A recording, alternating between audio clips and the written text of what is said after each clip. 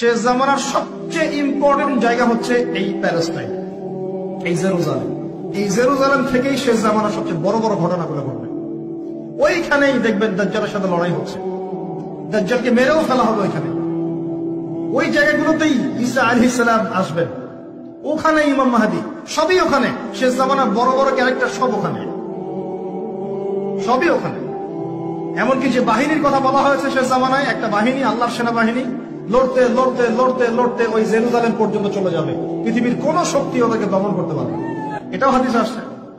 এমনকি এমনও হাদিস আসছে যে লা তুকাতিলুন্নাল ইয়াহুদ, তোমরা ইহুদদের সাথে যুদ্ধ করবে, নবীজি বলেছেন।